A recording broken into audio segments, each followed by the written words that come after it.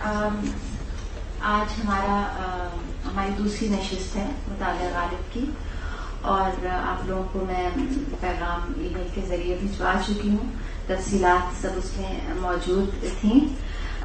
آج کے ہمارے مہمان ہیں احمد جاوید صاحب، اور موضوع ہے گفتگو کا غالب کا تخیل۔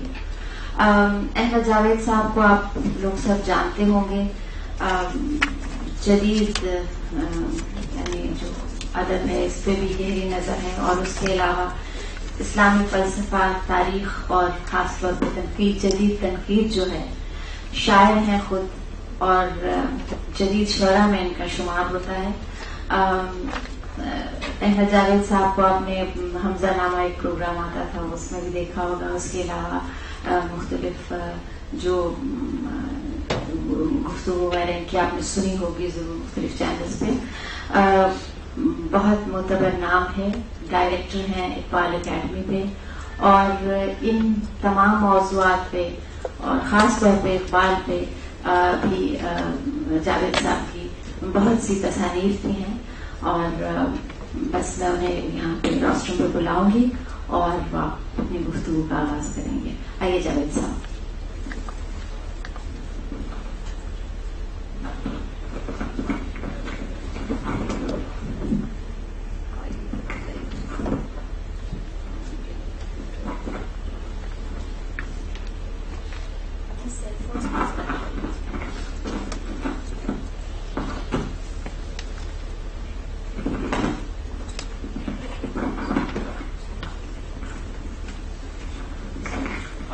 السلام علیکم،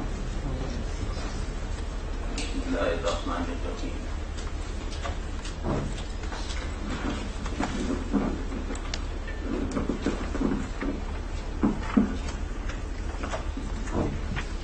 آج ہم جس شاعر پر گفتگو کرنے کے لیے جمع ہوئے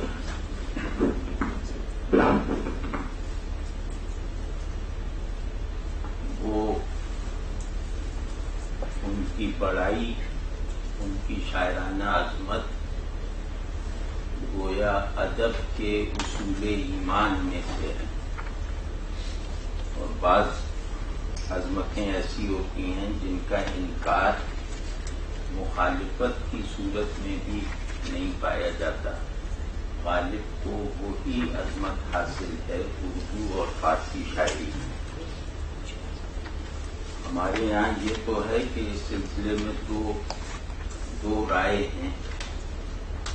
ایک گروپ کے نزدیک غالب اردو کا سب سے بڑا شاعر ہے، اور دوسرے گروہ کی نظر میں میر سب سے بڑا شاعر ہے، لیکن غالب کی پہلی یا دوسری پوزیشن اردو شاعری کی پوری روایت میں اس حد تک تسلیم شدہ ہے کہ اس کے خلاف اگر کوئی رائے سامنے آئے گی تو اس پر اعتبار نہیں کیا جائے گا، اس پر غور نہیں کیا جائے گا۔ یعنی غالب سے پہلی یا دوسری پوزیشن چھیننے کی کوئی سیاسی یا کوئی اور مقصد سے کوشش اگر کی گئی تو اس رائے کو ادب میں قابل غور ہی نہیں سمجھا جائے گا۔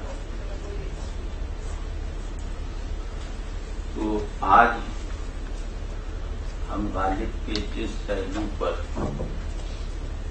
غالب کے جس شاعرانہ جوہر پہ بات کرنے کی کوشش کریں گے وہ ان کا تخیل ہے۔ جیسا کہ ہم جانتے ہیں کہ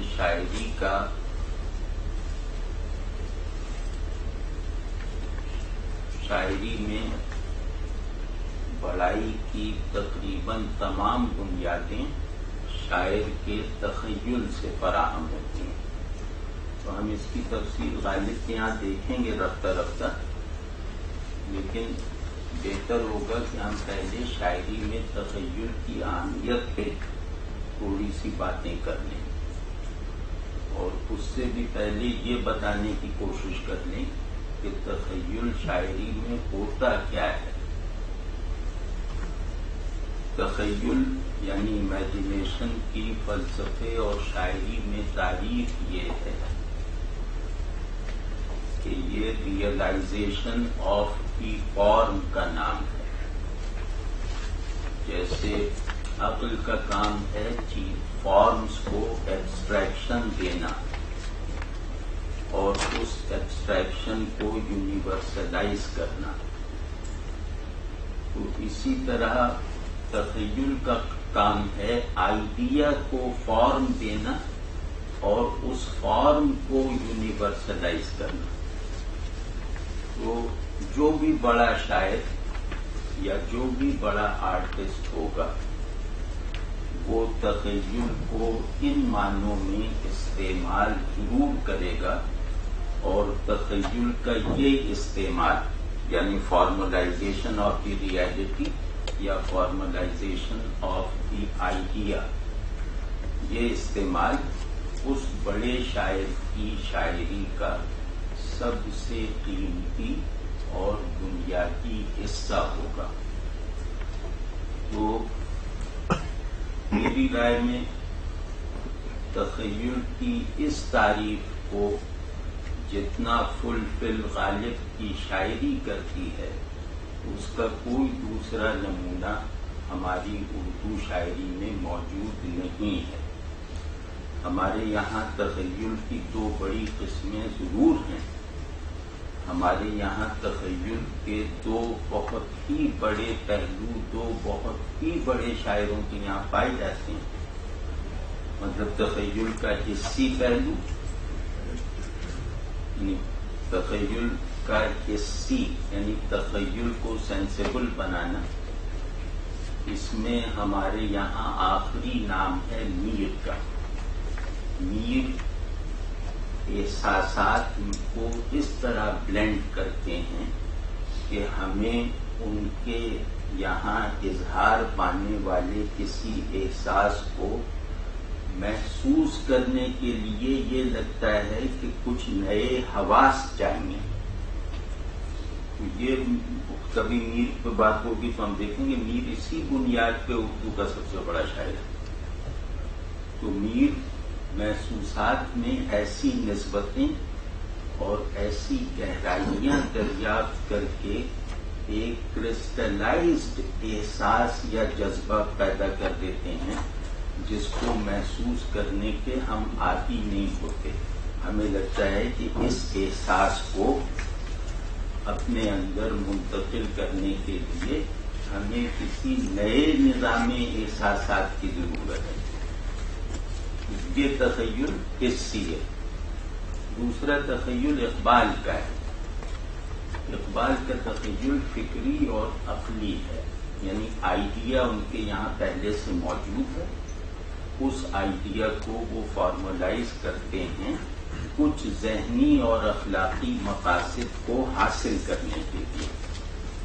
غالب کا مسئلہ جو ہے، غالب کا مسئلہ ان دونوں سے مختلف ہے. غالب اپنے تخیل کی طغیانی میں اس طرح بہا کے لے جاتے ہیں اپنے قاری کو کہ اسے لگتا ہے کہ آنکھ کو دیکھنے کی نئی صلاحیتیں درکار ہیں. یہ امیج جو غالب نے بنائی ہے اس کے لیے مجھے ایک نیا اسلوب دید چاہیے، اور اس امیج میں ذہن کو اتارنے کے لیے مجھے عقل کو کچھ نئی چیزیں فراہم کرنی ہوں گی. میرے خیال میں امیج کی کمپلیکسٹی جو تخیل کا سب سے بڑا حاصل ہے، امیج کی کمپلیکسٹی غالب کے یہاں اردو کے کسی شاعر میں پائی ہی نہیں جاتی. مطلب یہ ایک ایسی بات ہے جو آدمی کو ایک ایسی حیرانی میں مبتلا کر دیتی ہے جس سے نکلنے کا کوئی دروازہ اسے میسر نہیں. غالب اس حیرانی کی وجہ ہے.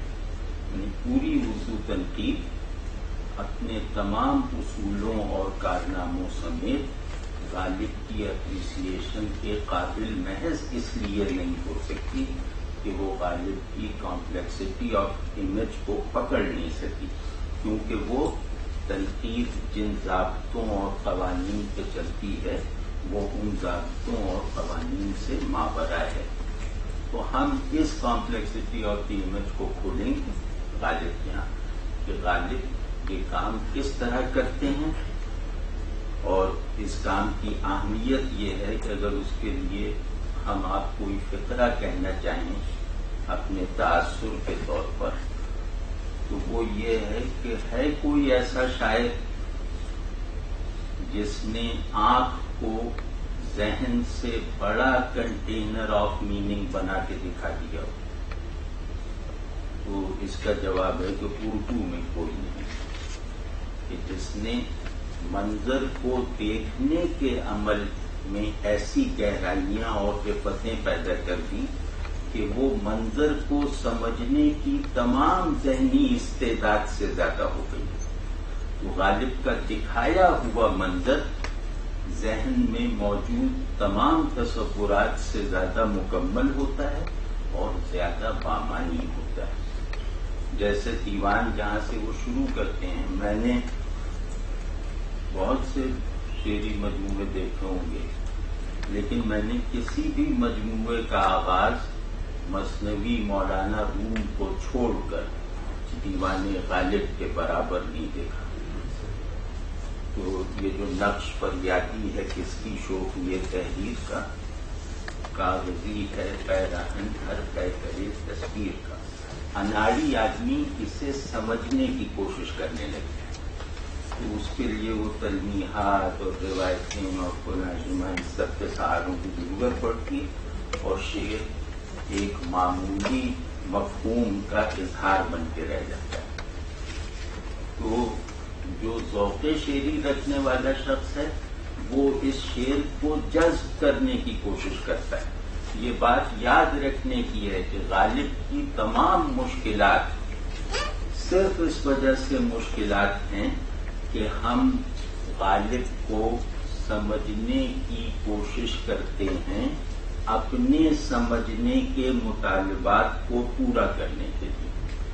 ہم غالب کو ذہن کی ماتحتی میں دینا چاہتے ہیں اور غالب ذہن کی ماتحتی میں آ نہیں سکتا، اس لیے وہ مشکل محسوس ہوتا ہے. اگر ہم ذرا سا غالب کے اس مطالبے کو پورا کر دیں کہ اپنے ذہن کو نظر انداز کر کے اپنی آنکھوں کو مجھ پہ فوکس کرو اور اس تصویر کو اپنے اندر جذب کرنے کی کوشش کرو، تو غالب کہیں بھی مشکل نہیں ہے. غالب جو امیج بنا کے دکھا دیتا ہے اس کی تمام تہداریوں کو ذہن کو بائی پاس کر کے آپ کے اندر جذب کروانے کا پورا سامان فراہم کر دیتا ہے. تو غالب ایسے شاعروں کو جذب کرنے کی نیت سے پڑھنا چاہیے. سمجھنے کی کوشش یہاں پر زیادہ کارآمد نہیں ہے. ہاں، جو چیز آپ جذب کر چکے ہیں وہ ذہن میں جتنی ٹرانسلیٹ ہو جائے وہی غالب کا مفہوم ہے. تو غالب کا یہ تخیل جس کا بس میں نے ابھی بیان کیا ہے، یہ دو اسکیلز پر ظاہر ہوتا ہے. غالب اپنے تخیل کو دو سطحوں پر استعمال کرتے ہیں. ان کے یہاں تخیل کی ایک سطح یہ ہے جہاں وہ فارم کو یونیورسلائز کرتے ہیں. میں معافی چاہتا ہوں، کچھ چیزیں ایسی ہیں کہ اگر ان کے لیے درکار ان کے بیان میں ان کے لیے درکار لفظوں کو چھوڑ دیا جائے اور صرف اپنی سمجھ اور اپنی قوت اظہار کا لحاظ رکھا جائے تو وہ چیزیں غائب ہو جاتی ہیں. ہر چیز اپنے اظہار کی ایک سطح کا تقاضا کرتی ہے اور اس سطح سے اترنا قبول نہیں کرتی. تو غالب ایسے لوگوں پر گفتگو ایک خاص معیار اظہار پہ ہی ہو سکتی ہے، ایک خاص لفظیات میں ہو سکتی ہے اور اگر ہم ان کو اپنے مروجہ یعنی جن لفظوں کو سمجھنے اور بولنے کے ہم عادی ہیں اس سطح تک اگر لے آئیں گے تو پوری بات غائب ہو جائے گی.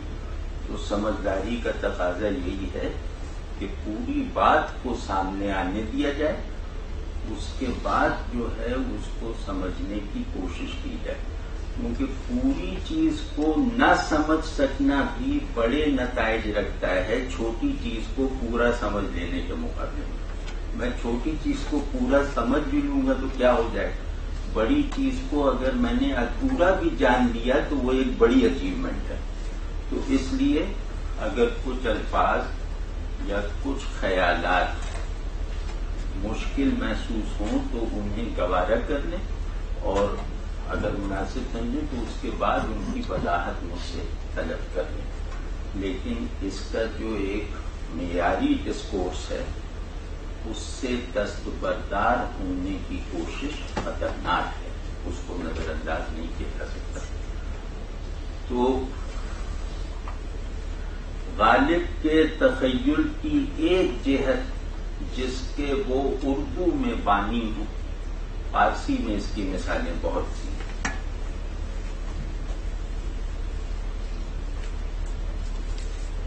وہ جہت ہے امیج میں حرکت پیدا کرنا.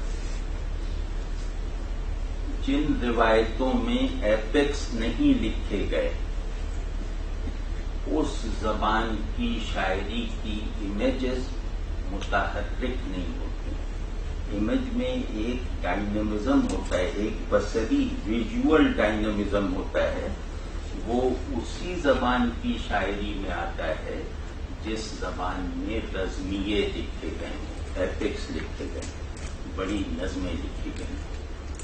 تو فارسی میں تو ظاہر ہے کہ رزمیوں کی ایک قطار ہے, تو ان کے یہاں ایک متحرک نظری ان کی بنیادی روایت کے طور پر ستارے بدرخشی تو میر مجلس شد, دلے رمی گئے مارا انیس و مونس شد. اب اس شعر کے معنی کچھ بھی نہیں ہے, لیکن یہ کہ یہ شعر گویا آنکھ کو لامکانی فضاؤں اور کیفیات سے گزار دیتا ہے. یہ وصف جو فارسی شاعری کا تھا, اس کو اردو شاعری کی سب سے قیمتی متاع کے طور پر نہایت کامیابی سے غالب نے منتقل کیا ہے.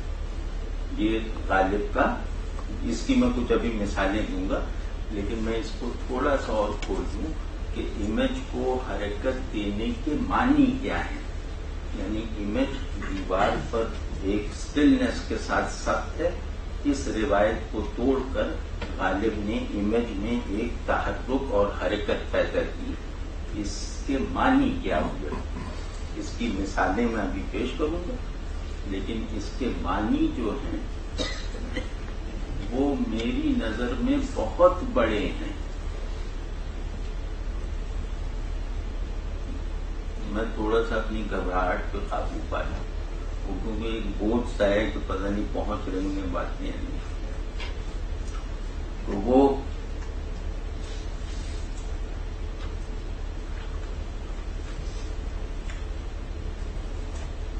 افلاطون سے کسی نے پوچھا کہ تم اپنا مد مقابل کسے سمجھتے ہو, تو اس نے کہا ہومر کو اور سوفوکلیس کو. تو لوگوں نے پوچھا بھائی ان لوگوں کا فلسفے سے کیا تعلق, ہمارا مطلب ادھر شاید کسی دوسرے فلسفی کا آپ نام لیں. تو اس نے کہا نہیں, فلسفی تو سب میرے بچے ہیں, مجھے خطرہ جو ہے وہ آرٹسٹوں سے ہے کہ یہ اپنی خلاقی سے, اپنی کریٹیوٹی سے ایک ایسا ورلڈ ویو بنا کر لوگوں کو دکھا سکتے ہیں جو ہمارے بس سے باہر ہے. اور دوسرا سبب اس نے بتایا کہ ان کی باتوں میں وہ اثر ہوتا ہے جو لوگوں کو قائل زیادہ کرتا ہے. ہماری باتوں میں ایک خشکی ہوتی ہے جو لوگوں کو دور کرتی ہے. تو جو اس نے پہلا سبب بتایا ہے، اب ظاہر یہ افلاطون کا بتایا ہوا سبب ہے. افلاطون جس کا مطلب لفظ غلط ہونے کے باوجود لازم ہے کہ ہمارے ذہن کے مرکز میں ہو. اب افلاطون ایسے لوگ وہ ہوتے ہیں جن کی غلطی، جن کی ناکامی ہماری کامیابیوں سے زیادہ ہوتی ہے. تو اس بات کا مطلب کیا ہوا؟ اس بات کا مطلب یہ ہوا کہ جمالیاتی شعور اپنی ورکنگ سے آئیڈیا کو ویژولائز کروا دیتا ہے. اس وجہ سے یہ محض نظریات اور خیالات رکھنے والے ورلڈ ویوز سے زیادہ مکمل، زیادہ پرکشش اور زیادہ قابل رسائی ہو جاتا ہے. میرے خیال میں امیجنیشن کے اس جوہر کو کام کرتے ہوئے اگر اردو شاعری میں دیکھنا ہو، کسی جمالیاتی ورلڈ ویو کو تلاش کرنا ہو اردو کی شعری روایت میں، تو آپ جب تک غالب کے دیوان تک نہیں پہنچیں گے ادھر ادھر فضول ہاتھ پاؤں مارتے رہیں. اور غالب کے دیوان میں پہنچ کر آپ کو کسی دوسرے ورلڈ ویو کی حاجت نہیں ہے. یہ غالب کا متحرک امیجری سے پیدا ہونے والا ایک ایسا کارنامہ ہے جو اگر وہ کسی زیادہ بامانی، کسی زیادہ زندہ روایت میں پیدا ہوئے ہوتے تو آج یہ چیز گویا دنیا کی سطح پر شاعری کی ایک مسلمہ منزل بن چکی ہوتی. لیکن کیونکہ ہمارا جو اپریسیشن کا نظام ہے وہ ہمیشہ معمولی آدمیوں کے قبضے میں رہا ہے، تو ہماری بڑائیاں صرف اپریسیشن نہ ہونے کی وجہ سے معطل پڑی ہوئی ہیں، جن میں سے ایک بڑائی غالب کی یہ ہے. تو جیسے میں اس کی مثال دیتا ہوں کہ جمالیاتی شعور ایک ایسا ورلڈ ویو بناتا ہے جو عقل کے لیے قابل رسائی نہیں لیکن قابل تسلیم بن جاتا ہے. یہ ہے جمالیاتی شعور کا کارنامہ جو غالب جا بجا دکھاتے ہیں. مثال طور پر میں ایک شعر عرض کرتا ہوں، ایک شعر نہیں مطلب کئی شعر کر سکتے ہیں. مثال کے طور پر کہ نقش فریادی ہے کس کی شوقی تحریر کا، کاغذی ہے پیرہن ہر طے کرے تصویر کا. یہ ریئلٹی اور ٹیمپوریلٹی کے تعلق پر یہ کائنات، اس کی صورت، اس کی حقیقت، اس میں انسان کی موجودگی، اس میں خدا سے پائی جانے والی نسبت، ان تمام میٹا فزیکل اور فزیکل ریلمز آف ایگزسٹنس کا ایک دو مصروں میں احاطہ کر کے اس نے دکھا دیا. مطلب جس کی شوقی تحریر ہے وہ حقیقت الحقائق ہے، نقش جو ہے وہ اس حقیقت کا ٹیمپورل مظہر ہے، اور یہ جو شکایت ہے یہ میرا پورا سامان وجود ہے. اس دنیا میں زندہ رہنے، اس دنیا میں موجود رہنے کا سب سے بڑا سامان کیا ہے؟ اپنے عارضی اور فانی ہونے کی شکایت سے بھرا ہونا. یہ دنیا اپنے عارضی اور فانی ہونے کی معرفت پر اپنے علم کو مکمل کروا دیتی ہے.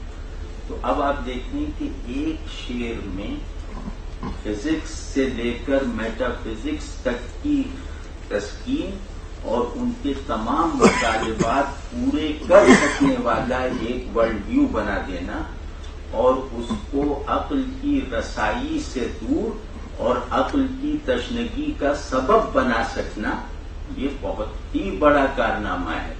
مطلب ایک شاعر اپنے تخیل سے ایک فلسفی کی قوت تصور سے بڑے نتائج پیدا کر کے دکھا دے تو میرا خیال ہے کہ یہ ایک قابل فخر بات ہے.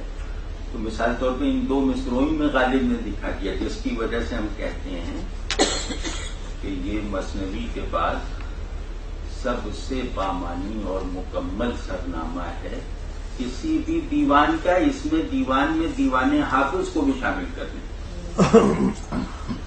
اس میں دیوان نظیری اور دیوان خاقانی کو بھی شامل کر لیں. تو مطلب یہ جیسے ایک اور میں عرض کرتا ہوں کہ ہر قدم دوری یہ منزل ہے نمایاں مجھ سے، میری رفتار سے بھاگے ہے بیاباں مجھ سے. آپ کا کیا خیال ہے کہ اس شعر کو میں اپنی فلسفیانہ قوت سے شرح کرنے کی جتنی بھی کوشش کر لوں، کیا میں اس شعر کے جوہر کو چھو سکتا ہوں ان کاوشوں سے؟ یہ شعر ہے کیا؟ یہ شعر ہے کہ یہ کائنات جس نظام حرکت پر چل رہی ہے وہ نظام حرکت ہی مہمل اور بے معنی ہے. اس نظام حرکت سے کوئی چیز حاصل ہونے والی نہیں ہے. حرکت دو چیزوں میں فاصلے کا پیمانہ ہے، قرب کا ذریعہ نہیں ہے. آپ کا کیا خیال ہے کہ یہ معمولی بات ہے؟ اور کیا یہ ایسی بات نہیں ہے جس کو ہائیسٹ فلاسفیکل سطح پر ڈیپینڈ نہ کیا جا سکے؟ واضح ہے نہیں بات؟ تو یا جیسے دیکھ کر تجھ کو چمن بس کے نمو کرتا ہے. اب اس میں تو نمو کا لفظ بھی آ گیا، حرکت بھی آ گئی، مطلب امیج کو متحرک بنانا. دیکھ کر تجھ کو چمن بس کے نمو کرتا ہے، خود بخود پہنچے ہے گل گوشے دستار کے پاس. ٹھیک ہے، کیا کہ اس دنیا کا جو نظام کشش ہے اس کا اینڈ یا اس کا مقصود یہ ہے کہ یہ کشش جمالیاتی ٹرمز میں ہو، عقلی پہلو سے نہ ہو. یعنی دنیا کے فزیکل نظام کشش کو ایک جمالیاتی وفور حرکت میں بدل کے دکھا دینا، یہ گویا نئی دنیا بنا دینے کے برابر ہے. ٹھیک ہے، اسی طرح جیسے کہ غم نہیں ہوتا ہے آزادوں کو بیشک یک نفس، غم نہیں ہوتا ہے آزادوں کو بیشک یک نفس، برق سے کرتے ہیں روشن شمع ماتم خانہ ہم. اب اس میں لفظوں ہی سے یہ ظاہر ہے کہ اس امیج کو کس طرح متحرک کیا ہے. اور اس شعر کا جو میننگ تھیم ہے وہ اتنا بڑا ہے کہ المیہ کی تمام گریک تعبیریں اس پر صادق آ سکتی ہیں کہ برق سے شمع ماتم خانہ کو روشن کرنا یعنی ناکامی میں بھی ایک عظمت اور شکوہ. گریک ٹریجڈی کیا ہے کہ بڑے آدمی کی ناکامی ایک عظمت اور شکوہ رکھتی ہے. غالب کیا کہہ رہا ہے؟ برق سے کرتے ہیں روشن شمع ماتم خانہ، کہ ہم اپنے المیہ کو وہ طاقت دے سکتے ہیں جو تمہارے نشاتیے یا کیا کہتے ہیں تربیے میں نہیں. یعنی جو تم حاصل کر کے اپنے اندر پیدا کر سکتے ہو اس سے بڑی قوت ہم لوز کر کے حاصل کرتے ہیں. آپ کا کیا خیال ہے کہ یہ بہت بڑی بات نہیں ہے؟ اسی طرح مطلب غالب کو جہاں سے بھی دیکھیں آپ، غالب کے دیوان کا کوئی بھی صفحہ ایسے ہی کھول کے دیکھ لیں، اس میں کم از کم 2 شعر ایسے ضرور ملیں گے جس میں کوئی ورلڈ ویو جمالیاتی لاجک کے ساتھ پیش کیا گیا ہو. دیرو حرم آئی نئے تکرار تمنا، واماندگی یہ شوق تراشے ہے پناہ. یہ پورا مینیفیسٹیشن اور ریئلٹی کے تعلق کا پورا فلسفہ اس میں آ گیا اور اس کی طرف اشارہ کیے بغیر. تو اس طرح غرض بہت سے شعر ہیں، بلکہ جو 2 غزلیں آج آپ لوگ جس پہ غور فرما کے آئے ہوں گے یا بھی غور فرمائیں گے ان میں اس کی بہت ساری مثالیں ہیں. کیسی نئے شمشیر سے باہر ہے دم شمشیر کا. یہ مصرع ایسا ہے کہ بور وغیرہ کو سنایا جائے تو ان کا جو فزسسٹ ذوق ہے اس کی تسکین ہو جائے. جذبے بے اختیار شوق دیکھا چاہیے، سینے شمشیر سے باہر ہے دم شمشیر کا. مطلب یہ اتنا مکمل شعر ہے. اور اسی متحرک امیجری کی وجہ سے غالب کے یہاں ایک خاص خوبی اور ایک خاص جوہر پیدا ہوا ہے جو ہم سب کے مشاہدے میں ہے کہ غالب کبھی پرانے نہیں ہو سکتے. مطلب میں میر کو اردو کا سب سے بڑا شاعر سمجھتا ہوں، بلکہ میر کو غزل گوئی میں حافظ کے برابر سمجھتا ہوں. لیکن میں یہ کہنے پر افسوس کے ساتھ مجبور ہوں کہ پرانا فن میر کے دیوان کے چاروں طرف کم از کم ان کے حاشیوں پر آ چکا ہے. لیکن غالب کو کوئی چیز پرانا نہیں کر سکتی. اس کے کچھ اسباب ہیں اور اس کا سرا غالب کے تخیل ہی سے جوڑتا ہے. وہ کیا سبب ہے جو غالب کو پرانا نہیں ہونے دیتا؟ وہ سبب یہی ہے کہ ایک تو غالب کی امیج اتنی مکمل اور اتنی تازہ ہوتی ہے کہ زبان اور تہذیب اور ذہن کی تبدیلیاں اس پر اثر انداز نہیں ہو سکتی. اب آپ سوچئے کہ جو امیج میں ٹیمپوریلٹی کے عنصر کو زائل کر دے اس سے بڑا کوئی شاعر ہو سکتا ہے؟ غالب کی کوئی امیج آج تک پرانی نہیں ہوئی. اور اقبال ابھی کل کی بات ہے، ان کی کئی امیجز پرانی ہو گئی. آپ سمجھتے ہیں اقبال میں تازگی ہماری ان کی ہم عقیدگی کی وجہ سے ہے، لیکن غالب کی تازگی گویا شاعرانہ محض شاعرانہ بنیاد پر. تو غالب کا پورا کوئی امیج پرانا نہ ہونے کا ایک مطلب ایک سبب یہ ہے کہ ایک تو یہ کہ غالب نے ٹیمپوریلٹی کے سرکل سے اوپر کر دیا ہے اپنی امیج. اور دوسرا سبب یہ ہے کہ غالب اپنی امیج میں اتنی پیچیدگی اور تہداری پیدا کر دیتے ہیں کہ ہر عہد ان کے امیج کی ایک تہ کو اپنی تشفی کا سامان بناتا ہے اور اگلا عہد اسی امیج کی دوسری تہ کو اپنی تسلی کے اسباب میں منتخب کرتا ہے. تو یہ جو ڈائنامک امیج ہے یہ تو میں نے جیسے عرض کیا. دوسرا جو پہلو ہے غالب کے تخیل کا، جو دوسرا بہت قیمتی پہلو غالب کے تخیل کا، وہ زبان اور انسان کے تعلق سے ہے. وہ کیونکہ یہ بالکل ایک جیسے ایک نیا تھیم ہے، تو اس کو بیان کرنے میں مجھے بھی تھوڑی سی مشکل ہوگی، لیکن یہ کہ اس کی کشش ایسی ہے کہ یہ مشکل کوشش کر لینی چاہیے.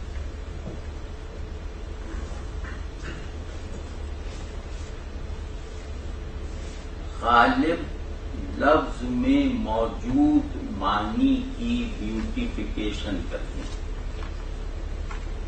لفظ میں کچھ معنی موجود ہوتے ہیں نا جو میرے دیے ہوئے نہیں ہیں، وہ لفظ میں موجود ہیں. غالب لفظ میں موجود معانی کے عظیم ترین بیوٹیفائر ہیں.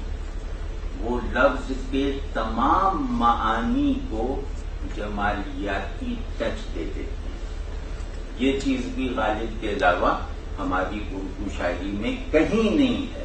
مطلب اس کمال کے ساتھ غالب جو بھی لفظ استعمال کرتے ہیں اس لفظ کی جمالیاتی ورث کو اس لفظ کی دیگر حیثیتوں پر غالب کر دیتے ہیں.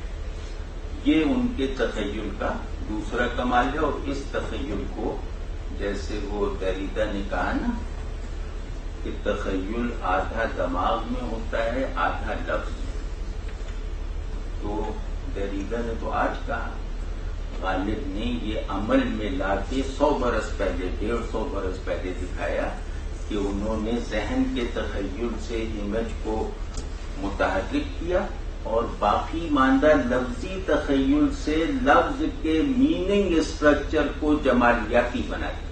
लफ्ज के मीनिंग रूट्स को जमालियाती बना दिया, लफ्ज के मोड ऑफ कंटेनमेंट को जमालियाती बना दिया। मेरा ख्याल है कि अगर किसी को भी शायरी, लफ्ज और इन सब से कोई संजीदा और गहरी दिलचस्पी है तो इस तरह के कारनामे गोया उसे एक वज्द में ला सकते हैं जो गालिब के यहाँ जा बजा दिख रहे हूं। जैसे मैं मिसाल देता हूं आपको।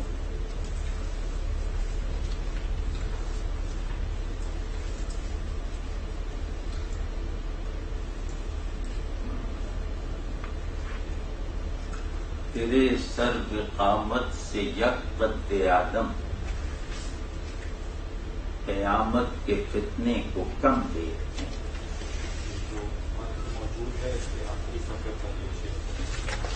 तेरे सर्व कामत से यक कद्दे आदम, क़यामत के फितने को कम देखते हैं, या जहां तेरा नक्शे कदम देखते हैं, क़यामा क़यामा हिरम देखते हैं। रगों में दौड़ने फिरने के हम नहीं आए, जो आंख ही से न टपके तो फिर लहू क्या है। अब इनके जो बुनियादी अल्फाज हैं, लहू, हिरम, क़यामत, फितना, यक़्क़त आदम, इन सब को अगर आप देख लें तो इन तमाम लफ्जों को लगता है कि एक जमालियाती कुव्वत के साथ पूरा का पूरा जमालियाती शऊर की तहवील में दे दिया गया। इन लफ्जों में मानी देने की जितनी भी सलाहियत है उस सलाहियत को जमालियाती बना दिया गया। तो गालिब ये जो मैं कह रहा हूं कि गालिब के तसय्युर का जो दूसरा पहलू है, इस पहलू की बुनियाद पर अगर हम एक जैसे जजमेंटल अंदाज में एक बात कहना चाहें तो हम ये कहेंगे कि जिस तरह गालिब ने जमालियाती शऊर को अक्ली शऊर पर फतह दिलवाई, इसी तरह गालिब ने अपने जमालियाती वफूर को लफ्जों पर भी गालिब करके दिखाया। तो शायर के सामने तो दो ही दुनियाएं होती हैं ना, एक उसकी दुनिया, एक लफ्जों में पहले से मौजूद दुनिया। तो गालिब ने अपनी दुनिया को भी जमालियाती मरकज पे रखा और लफ्जों की दुनिया को भी जमालियाती शऊर और कुव्वतों के जेरे नगी लाके दिखा दिया। तो मेरा ख्याल है कि इतना शायद बहुत है। अब इसके बाद अगर कुछ सवाल आए तो शायद। और ये जो दो गजलें हैं इनको देख लीजिएगा, ये दो गजलें गालिब की बेहतरीन गजलों में से। अच्छा, एक बात में रह गई, वो थोड़ा क्योंकि आम फहम भी ज्यादा है, वो एतमाद से कहना चाहिए कि वो तखय्युल की एक उमूमी तारीफ ये है कि चीजें तखय्युल में आकर मुकम्मल हो जाती हैं और चीजें जैसी हैं वो तखय्युल में आके ज्यादा खूबसूरत हो जाती हैं। तो गालिब जहां तशबीहात देते हैं या जहां चीजों की मंजर निगारी ही महज करते हैं, वहां कहीं ऐसा नहीं हुआ कि वो तखय्युल की इस कुव्वत को कामयाबी के साथ इस्तेमाल न कर सके हों जो कुव्वत चीजों को अपने तखय्युल में लाकर ज्यादा मुकम्मल और ज्यादा खूबसूरत बना देती है। कहीं भी जैसे बन गया रू गया, सब्जे को जब कहीं जगह न मिली, बन गया रू गया पर काई। अब आप देखिए कि ये काई आप 1000 मरतबा देख लीजिए, गालिब के इस शेर से मैच कर जाने वाली काई आपको कभी नजर नहीं आएगी। और ये कोई तखय्युल नहीं, बस ये ऐसे ही है, इसकी कोई मानी नहीं है, मंजर है। तो इस तरह बेशुमार शब हुई दरवाज़े खाबत खुला, मेरे आलम ताब का मंजर खुला। तो बहुत कई मिसालें। तो जो आदमी चीजों को مرکز جمال کی بجائے کاسے حسن بنا دے، اس سے زیادہ طاقتور آدمی کون ہوگا؟ جو چیزوں سے حسن عکس کرنے کے بجائے انہیں حسن فراہم کرے، اس سے زیادہ بڑی آنکھ کس کی ہوگی؟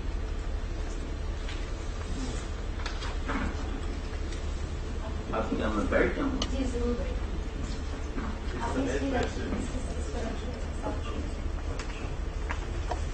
اچھا، یہ اب مطلب جو گفتگو ہوئی ہے اس سے متعلق کوئی سوال یا اگر جو آپ کے پاس متن ہے، جو غزلیں ہیں، ان سے کوئی بات کرنا چاہیں یا جاوید صاحب سے ڈائلاگ کرنا چاہیں تو ہم نے کچھ وقت آج زیادہ رکھا ہے اس کے لیے۔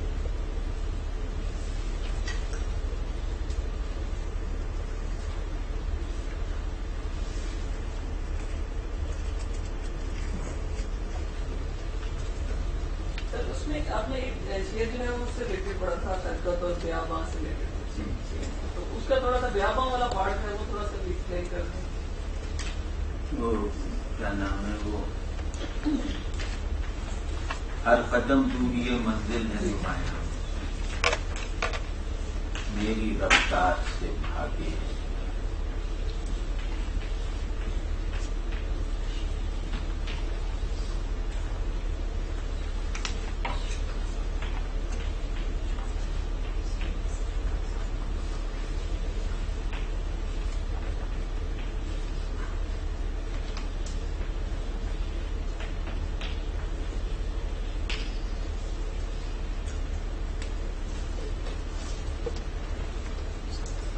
اس کو یوں سمجھنا چاہیے کہ غالب کہہ رہے ہیں کہ ہماری زندگی حرکت ہے، مطلب یہ میں تھوڑا سا اس کا بتا رہا ہوں بس۔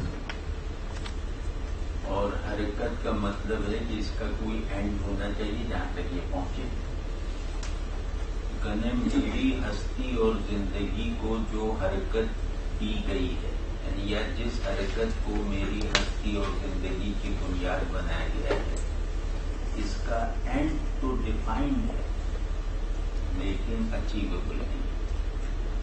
یہ جس حرکت کو میری ہستی بنایا گیا ہے، یہ دوری کو قائم رکھنے والی حرکت ہے، دوری کو کم کرنے والی حرکت نہیں ہے۔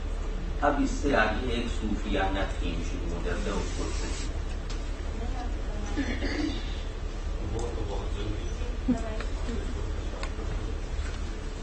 جیسے وہ ہے نا، حجاب رخ یاد کے آپ کی ہم کھلی آنکھ جب کوئی پردہ نہ دیکھا، یعنی جب ہم نے خود کو نہ دیکھا تبھی اس کو دیکھ سکیں گے، تو جب ہم خود نہ رہیں گے تو اسے پائیں گے۔ جب یہ حرکت انڈو ہو جائے گی جو ہماری ہستی بنی بیٹھی ہے، تبھی ہم اپنے مقصد تک پہنچ سکیں گے۔ تو خود حجاب کیا ہے وہ، ہاں، حافظ میاں برخیز، کہ تو خود وہ پردہ ہے اپنے اور اپنے محبوب کے درمیان، اپنے آپ کو اٹھائے۔ یہ اس میں جیسا کہ آپ نے فرمایا تو لفظ بیاباں میں اس مصرے میں جو حسن ہے اور اس میں جو حرکت پیدا کی گئی ہے، اور دوسرا بھی اس کا مطلب ہے کہ میرے پوٹینشیلز میری تمام تک و تو کے باوجود ظاہر نہیں ہو سکتے، کیونکہ بیاباں ہی میں میری وحشت اور عشق کے اظہار کی گنجائش ہے۔ وہ بیاباں ہی مجھ سے ایک مقررہ فاصلے پر ہے جو کبھی کم نہیں ہوگا۔ الفاظ کی تشریح آپ نے کی کہ الفاظ آگے ذہن میں ہوتے ہیں، آگے ذہن سے باہر ہوتے ہیں، وہ میری سمجھ میں نہیں آیا۔ ورڈز کے بارے میں میں نے وہ دیریدا کا وہ قول سنایا تھا، تخیل آدھا ذہن میں ہوتا ہے، آدھا لفظ میں ہوتا ہے۔ تخیل کیسے؟ مطلب یہ کہ ذہن لفظ سے کچھ لے کر کوئی تصویر بناتا ہے نا، مطلب ہم نے ایک تصویر بنا دی تو وہ یعنی لفظوں میں ایک تصویر بنا دی، تو دیریدا کی نظر میں وہ تصویر کا آدھا حصہ ہمارے دماغ میں تھا، آدھا ہم نے لفظ سے لیا ہے۔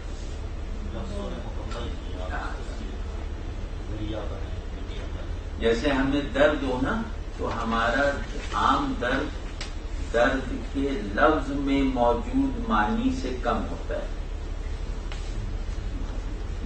تو اس کا مطلب ہے کہ درد کچھ ہمارے اندر ہے, کچھ لفظ نہیں ہے جو بعض اوقات ہمارے اندر کی چیز سے زیادہ ہوتا ہے.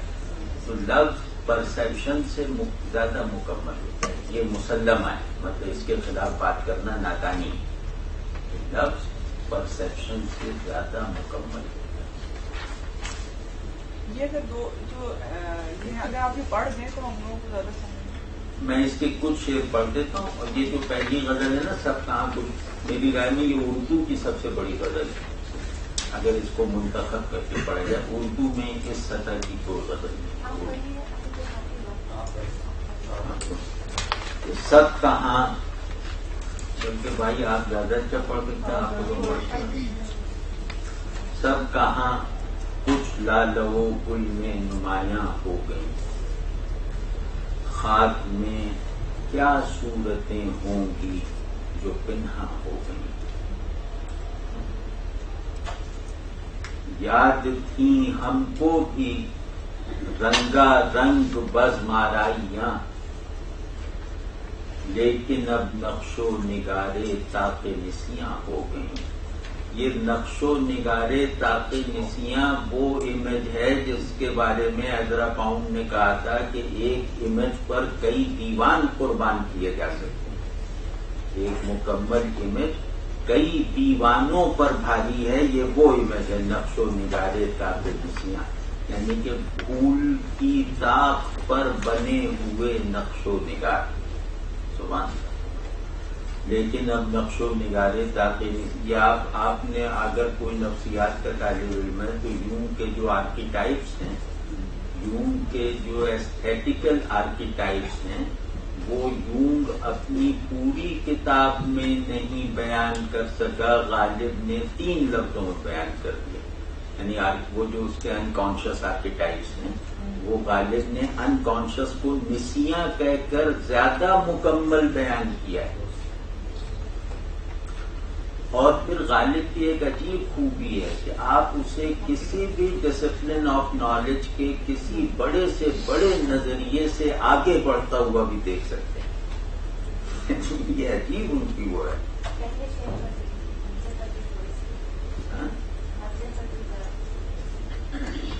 ہاں, خاص میں کہ میں اس کو مطلب شرح تو نہیں کر سکتا, اس کو ایسے وہ اشارہ سے دوں گا کہ کائنات میں جتنا جمالیاتی پوٹینشیل ہے وہ ابھی ظاہر نہیں ہوا, اور بعض جمالیاتی پوٹینشیل ایسے ہیں جو اظہار سے زیادہ رہیں گے تو وہ ظاہر نہیں ہوتے. یعنی حسن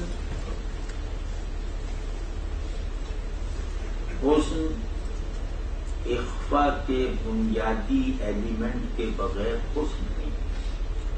حسن نہ دکھائی دینے کی بنیاد پر حسن ہے, دیکھے جانے کے تجربے پر حسن نہیں ہے. جس نے غیب کے حسن کو نہ سمجھا اس کا مشاہدہ بے معنی ہے اور قبیح ہے, اگلی ہے. ہر وہ چیز اگلی ہے جو نہ دیکھے جا سکنے کے قابل نہ ہو. جو نہ دیکھا جا سکنا کوالیفائی کرتا ہو وہی دیکھنے میں حسین ہے. تو یہ ہے. اور قید جوئے خون آنکھوں سے بہنے دو کہ ہے شام فراق, میں یہ سمجھوں گا کہ 2 شمعیں فروزاں ہو گئیں. سب میں احتجاج کرتا ہوں, کیا حضرائے کرم یہ صورت آباد میں سارا پڑھیں اور سارا سب غزل لمبی ہے. ہمارے پاس تو وقت ہی وقت, ہم اسی لیے تو آئے ہیں. بنا تو ناش گردوں دن کو پردے میں نہاں, شب کو ان کے جی میں کیا آئی کہ گڑیاں ہو گئیں. یہ شعر इस गजल का वाहिद शेर है जो मुझे अच्छा नहीं लगता।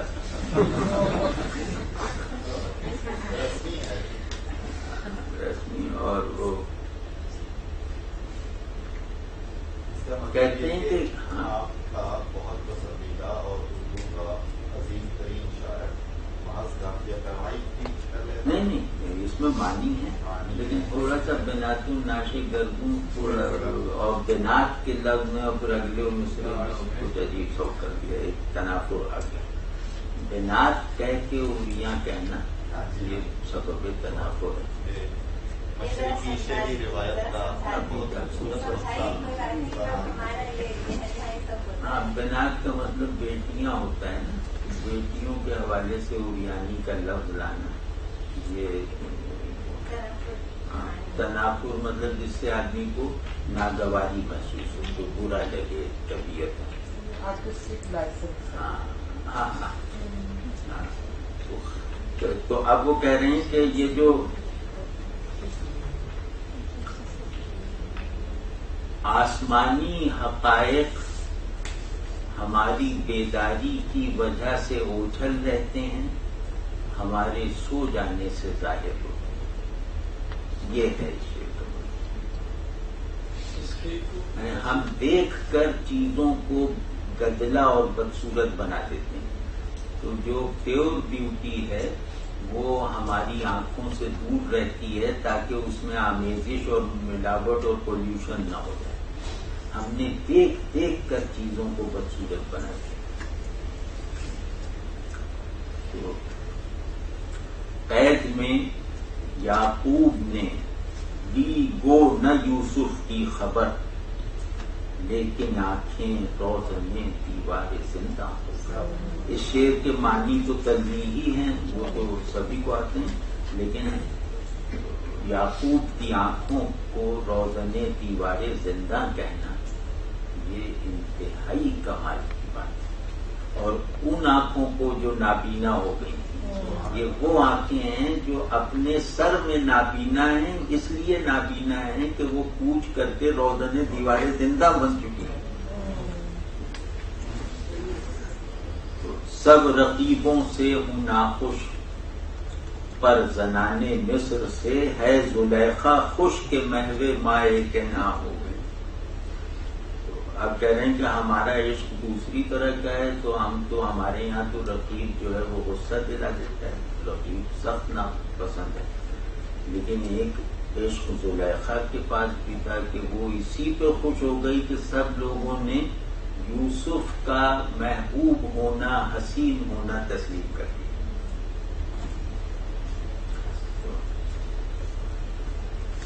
और जुए खून आंखों से बहन, इसको आप एक पेंटिंग की तरह देखिए शेर।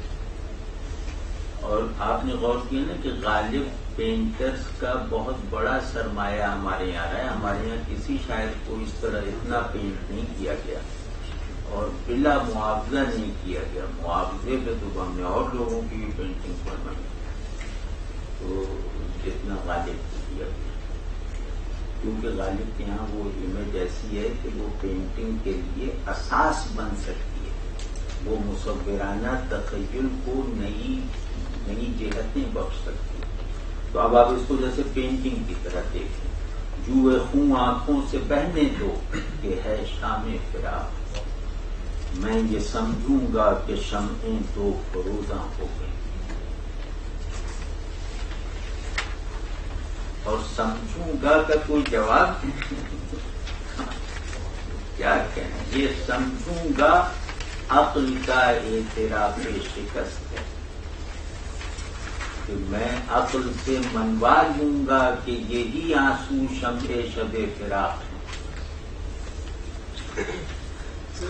इन फरीजादों से लेंगे खुल्द में हम इंतकाम, कुदरते हक से यही पूरे अगर वहां हो गए। तो ये गालिब की बेट है। ये गालिब की दूसरी बहुत बड़ी खूबी है जो कोई साहब आपको आगे बताएंगे, वो है गालिब की बेट।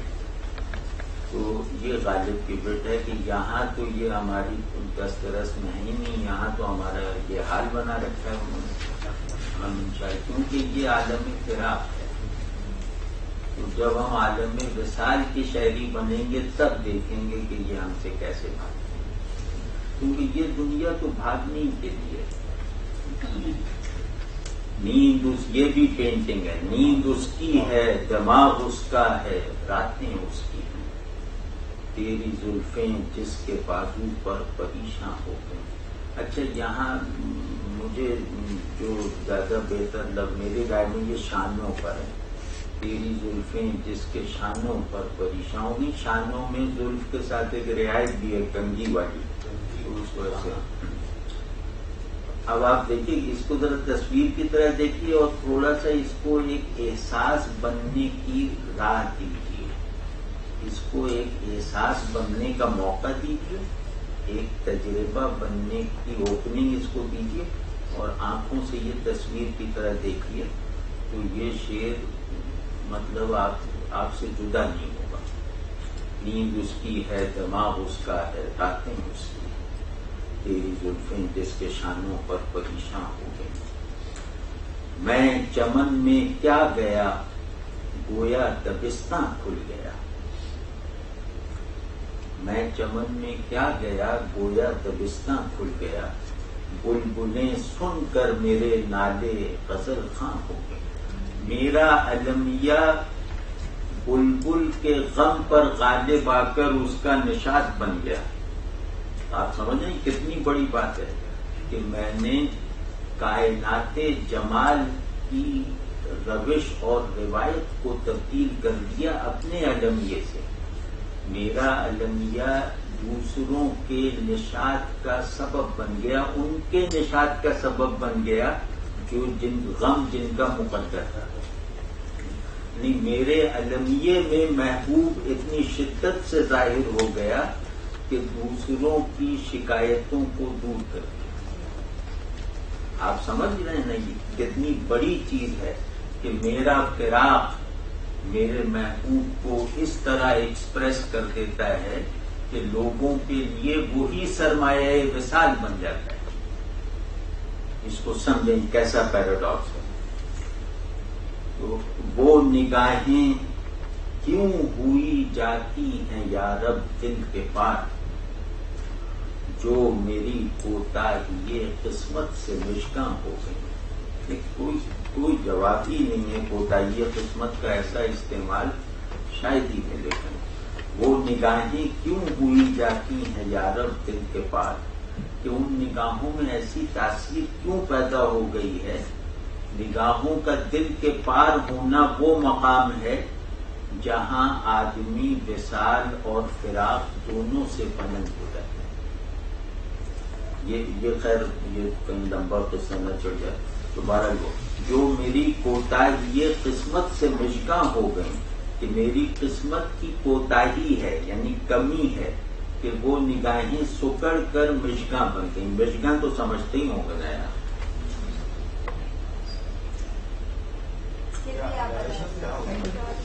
مشکاں یہ پلکیں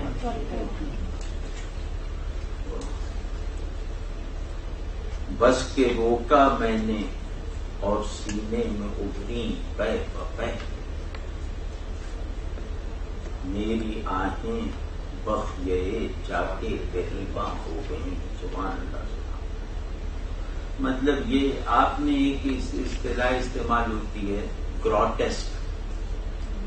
یہ گروٹیسک کی انتہا ہے. گروٹیسک کہتے ہیں ایک ایسا امیج بنانا جو کھردرا ہو، جس پہ بہت پالشنگ نہ ہوئی ہو، جس پہ رنگ کے ڈبے نہ سرو کیے گئے ہوں، ذرا کھردراہٹ ہو، تھوڑی سی اس میں تھوڑا سا رف ہو.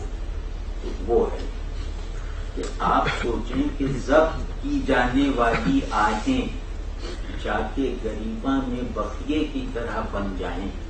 یہ کوئی حد ہے اس کی زبان میں.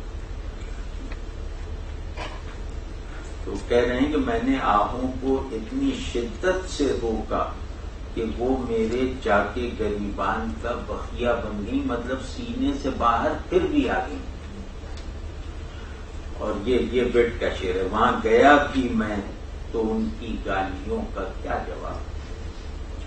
याद थी जितनी दुआएं सर पे दरबां हो गई। कहने जितनी खुशामद सीख कर आया था वो तो दरबानगी पे सर्फ हो गई। तो जब उन तक पहुंचने का रास्ता मिला उन खुशामदों के जरिए से, तो वहां से भी गाली गलौज शुरू हो गई। तो वहां जिस खुशामद की जरूरत थी वो तुम्हें दरबान पे से खुद कर है, तो दरबान पे सर्व कराया। यहाँ में बिल्कुल खाली रहे। ये वेट है, और ये वेट भी, इस वेट में सौदा भी बहुत पड़े हैं, और गालिब अपने पक्ष के साथ सौदा की वेट में अगर इजाजत दें तो ये ताकि एक रिवायत पता चल जाए। फिरे है शेख इतराता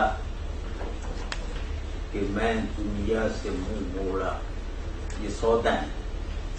वेट में गालिब के पेशरो।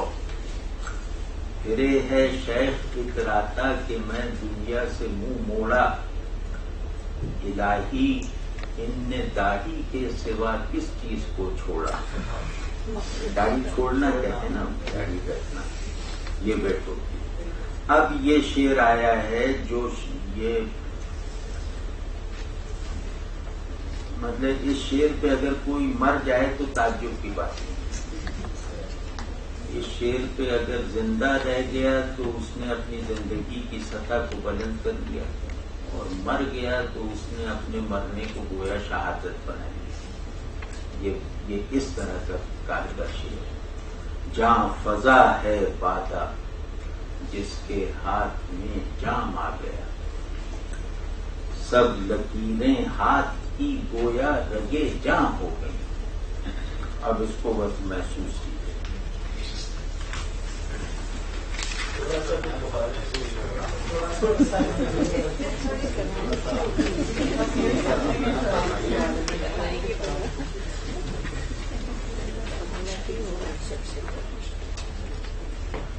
बादा नशा आवर अगर हो ना तो हाथ की लकीरें ही रह जाती हैं। लेकिन अगर बादा रूह में जिंदगी पैदा करने वाला हो, अगर बादा जिंदगी देने वाला हो, बादा रूहानियत में इजाफा कर, जहां फजा का क्या मतलब, जिंदगी बढ़ाने वाला, रूह को बेदार करने वाला। तो अगर बादा नशा आवर होने से हटकर जहां फजा हो जाए, तो ये बादा जिसके हाथ में आएगा, इस बादे का, इस शराब का प्याला जिसके हाथ में आएगा, उस प्याले को पकड़ने वाले हाथों की लकीरें रगे जां बन जाएंगी। मतलब उसकी जां फजाई की ये तासीर है कि वो जिंदगी की रग को हाथों की लकीरों तक फैला देगा। वाज़ेह नहीं, ये सब लकीरें हाथ की गोया रगे जां। अब इसको मैं दूसरे लफ्जों में नहीं बयान कर सकता। आप ये समझने कि रगे जां जो है वो गोया मेरा मरकज़े वजूद है, मेरा सबब हस्ती है, और मेरी बुनियादी वो है, क्या नाम, तो वो हाथों की लकीरें भी वही बन गई। इसका मतलब ये कि वो जो सेंटर ऑफ बीइंग है, मैं एक ऐसे सेंटर ऑफ बीइंग पे पहुंच गया जहां मेरी बीइंग, मेरी एग्जिस्टेंस डिवाइडेड नहीं है और इसमें ऊंच नीच नहीं गई। मेरा पांव भी मेरे सर के बराबर है, मेरा सर और मेरे पांव में मर्तबे का फर्क नहीं रहा। आप समझे ना? तो अब इसको जरा सा मैं बताऊं। सेंटर ऑफ बीइंग कहते हैं प्योर वननेस को, कहते हैं कि ये जो बाधा है इसने उस प्योर वननेस को एक्सपीरियंस करवा दिया है मुझे। तुम लोग इस बाधे से लड़खड़ाने की तरबियत हासिल करते हो, मैं इस शराब से अपने होने के मरातिब में तरक्की हासिल करता हूं। वाज़ेह ही बात। हम मुअद्दिद हैं, हमारा पेश है तरके हुसूम। मिल्लतें जब मिट गईं अज़्ज़ाए ईमां हो गई, कि हम तो वहदत परस्त हैं। हमारा जो मजहब है वो है तमाम रस्म व रिवाज को छोड़ देना। ऐसी रस्म व रिवाज को न मानना, क्योंकि ये हम जानते हैं कि जब मिल्लतें मिट जाती हैं तो वो अगली कौमों के ईमान के अज्जा बन जाती हैं। तो हम मुअहिद हैं, हम कौमों और मिल्लतों को मानने वाले नहीं हैं, हम वहदत को मानने वाले हैं। इसलिए हम रस्म व रिवाज को छोड़ना हमारा मजहब है। इस शेर को भी बड़े बड़े मानी में इस्तेमाल किया जाता है, यही करके दूसरों। और रंज से खूगर हुआ इंसान तो मिट जाता है रंज। मतलब 19वीं सदी में क्लिनिकल साइकोलॉजी में इंतहाई बसीरत का मुजाहरा करना नामुमकिन था। ठीक है, ये शेर क्लिनिकल साइकोलॉजी में यूंग और फ्राइड जैसी बसीरत और फरासत का इजहार है। आप इस पहलू से भी इसको देखें कि जब मुश्किलें मुझ पर पड़ी इतनी कि आसान हो गई, तो मुश्किलों में इजाफा मुश्किलों के खात्मे की सबसे बड़ी नफ्सियाती तदबीर है। आप मुश्किल को मैग्नीफाई करते चले जाएं, वो एकदम गायब हो जाएगी। ये मतलब नफ्सियाती इलाज है। और इसका जो वो है मौसल, क्या है वो जो ग्राम मौसले। आप देख रहे हैं ना कि गालिब कहाँ कहाँ कितने बड़े बड़े लोगों और नजरियात के सामने आ जाते हैं। मतलब कह रहे हैं कि रंज की आदत डाल लो तो रंज खत्म हो जाता है। ये नुक्ता मैंने अपने तजर्बे से सीखा है, कोई किताब पढ़ के नहीं सीखा कि मुश्किलें मुझ पर इतनी पड़ती रही कि फिर उनका मुश्किल होना मुझे भूल गया। ठीक है, यूं ही गर रोता रहा गालिब तो अहले जहां, देखना इन बस्तियों को तुम के वीरां।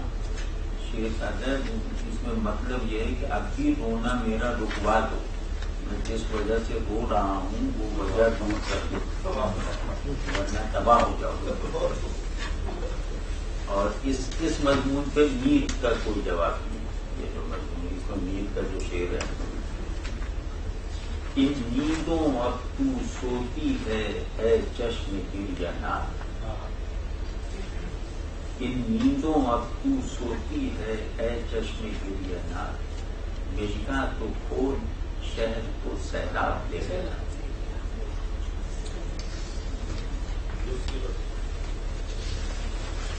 अच्छा, अगर मेरी एक अर्ज है कि कोई साहब पढ़ दें, आपने शुरू कर दो और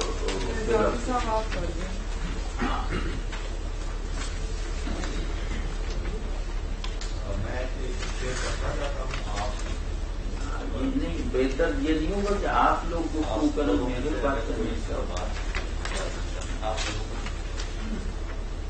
जहाँ तेरा नक्शे कदम देखते हैं, ख्याबा ख्याबा हिरम देखते हैं, दिल आशिक़ काले कुंजे दहन के सवेदा में सहरे कदम देखते हैं। तेरे सर में कामत से एक खसे आदम क़यामत के तिकने को कम देखते हैं। तमाशा के ऐ महवे आयनादारी तुझे किस तमन्ना से हम देखते हैं। सुरागे तुझसे नाला ले दागे दिल से ये शब रोका नक्शे कदम देखते हैं। बनाकर फकीरों को हम पेश डाले तमाशा अहले करम देखते हैं।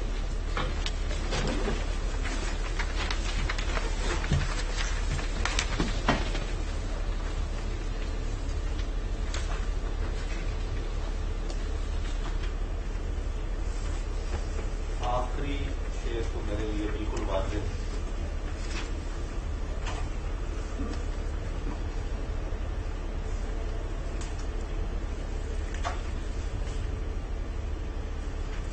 एक रीडिंग कर दी तो वो भी कर दो। और कोई नहीं, आप पढ़ती जहाँ तेरा नक्शे कदम देखते हैं, ख़याबां गिरफ्ते दिला शुफ्तगां काले कुंजे दहन के सवेदा में सैरे कदम देखते।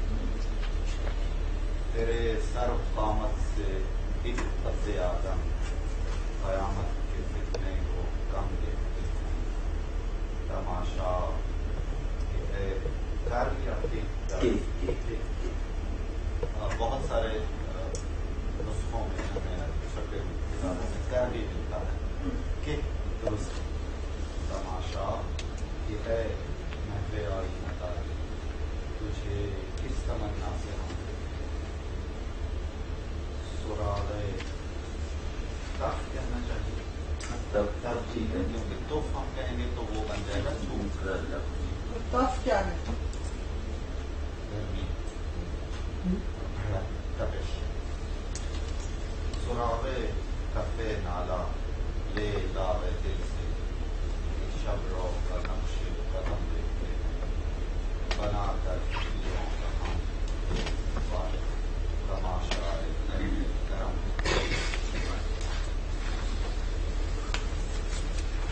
یہ دل آشفتگاں خالے کنجے دہن کے آپ میری ہیلپ کیجیے یہ انہوں نے بالکل کچھ نہیں بولنا ہے آپ بلوائیے میں تو آپ آزادی بولنے تو اچھا ہے مطلب ہمیں بھی کوئی سوال وغیرہ کریں اس کو چپ لگی یہ دل آشفتگاں ہیں یعنی جن کا دل جو ہے وہ بکھراؤ ہوتا تو یہ خالے کنجے دہن کے سویدہ میں سیر عدم کے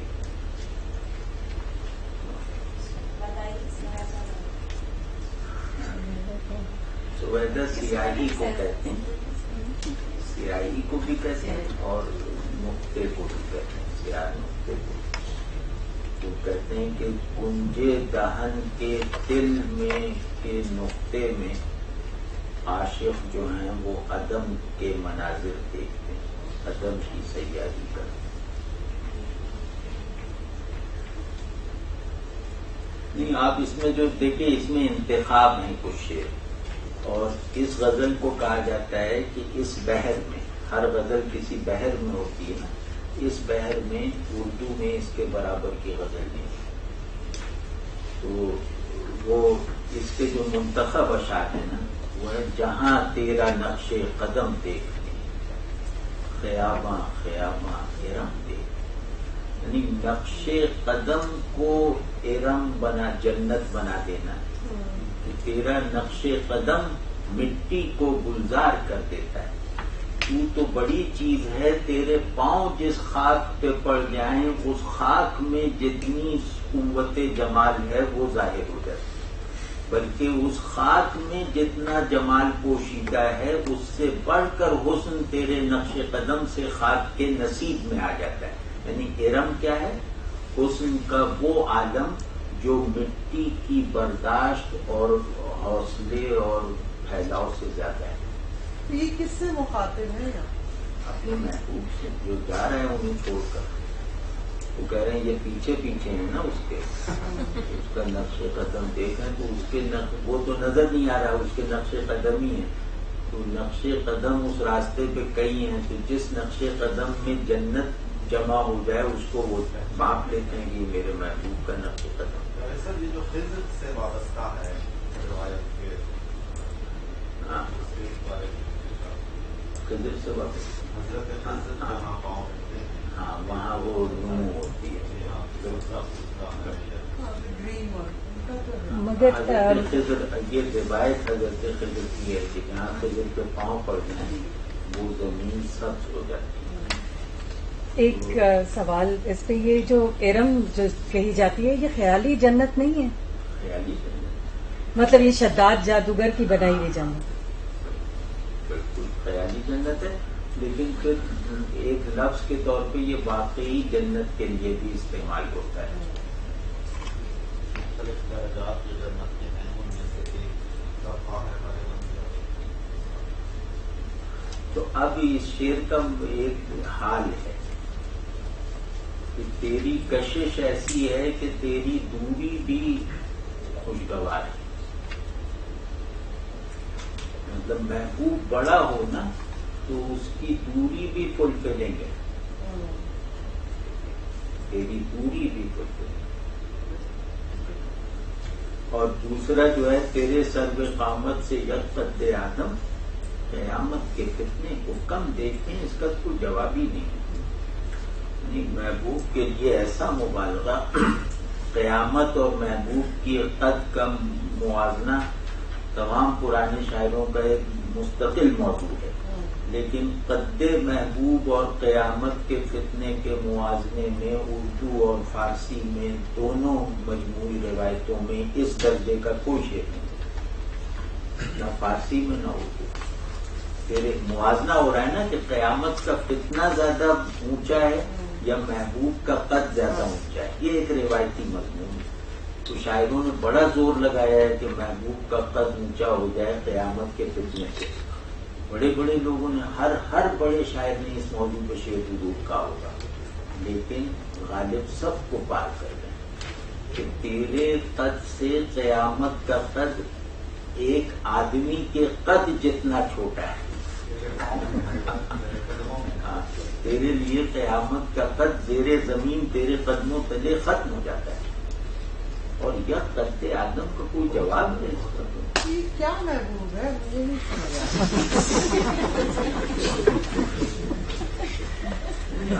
تو اب کہاں رہا وہ محبوب؟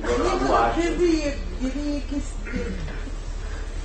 کسی شخص کے بارے میں تو یہ نہ کہا جا رہا ہے، خیالی محبوب کے بارے میں کہا جو فتنے کی طرح نیچا ہے، قدم ارم کی طرح ہے۔ تو لیکن اچھا نہیں لگتا کہ ایسا ہو جائے۔ مجھے تو لگتا ہے کہ وہ اپنی محبت یا عشق کی شدت پر اظہار کرنا چاہ رہے کہ میں کتنا چاہتا ہوں، اگر وہ ریئل پرسن بھی ہے یا امیجنری بھی ہے، وہ اس کو اپنی شدت کو اظہار کر رہے تھے، میں اس کو اتنا چاہتا ہوں کہ میرے لیے دوسری چیزیں میننگ لیس ہو جاتی ہیں، اس کی قدر کم ہو جاتی ہے۔ کیا ہمارے یہاں حسن اور عشق کے معیارات بھی بدل گئے اور بہت ساری چیزیں پرانی ہو گئی؟ ہاں بالکل، اس پہ جو ہے نا کہ کبھی تصور عشق و حسن پر آپ لوگ کسی کو بلائیے، یہ ایک پورا موضوع، اور وہ واقعی بہت بڑا انقلاب آ گیا کہ عشق نام کا خود کو چھوڑنے کا اب ایسا نہیں رہا۔ تو عشق ہے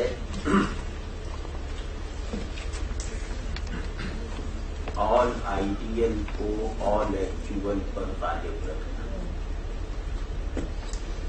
اب ہم لوگ کو ہمارے لیے ایکچوئل میں اتنی کشش ہو گئی ہے کہ آئیڈیل وغیرہ تو رہا ہی نہیں۔ خیر، اور تیسرا جو اس کا قیامت کا شعر ہے وہ ہے تماشا کے ہے محو آدمی۔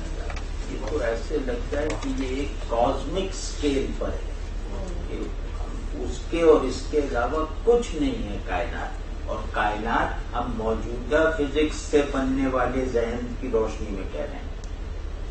پوری کائنات ایک سناٹے میں ہے اور منتظر ہے کہ ان دو کیریکٹرز کے درمیان کیا طے پاتا ہے، یعنی ایسا لگ رہا ہے کائنات کے ہونے نہ ہونے کا فیصلہ ہو رہا ہے اس سچویشن۔ تماشا ہے اپنے چہرہ آئینے میں اپنے آپ کو بنانے سنوارنے والے، دیکھ تو صحیح کہ ہم تجھے کس تمنا سے دیکھ رہے ہیں، یعنی تیرا خود کو بنانا سنوارنا تجھے اتنا حسین نہیں بنا سکتا جتنا ہمارا دیکھنا تجھے خوبصورت بنا دے گا۔ بہت بڑا شعر۔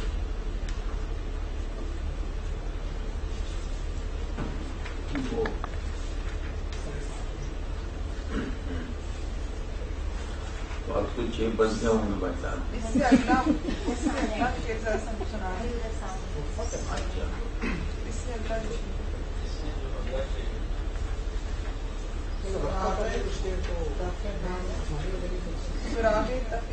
ہاں جی، تو میں نے منتخب یہ ذرا سا بڑا ہوا ہے، سراغ تفے نادا لے داغے دل سے شب رو کا نقش قدم، اس کو رہنے نہیں۔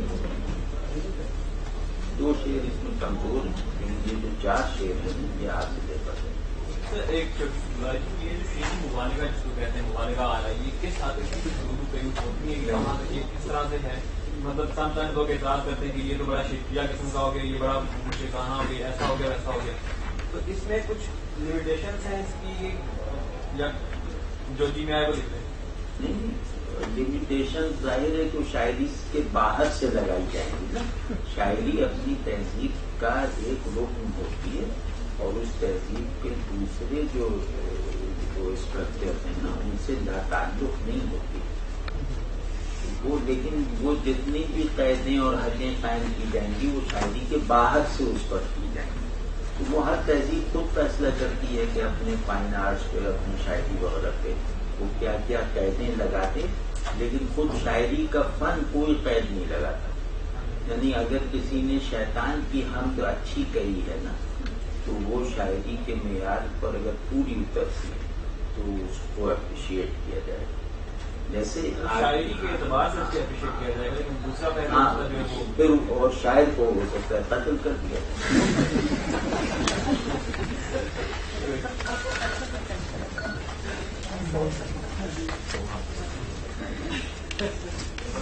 के बारे में जो नबी सल्लल्लाहु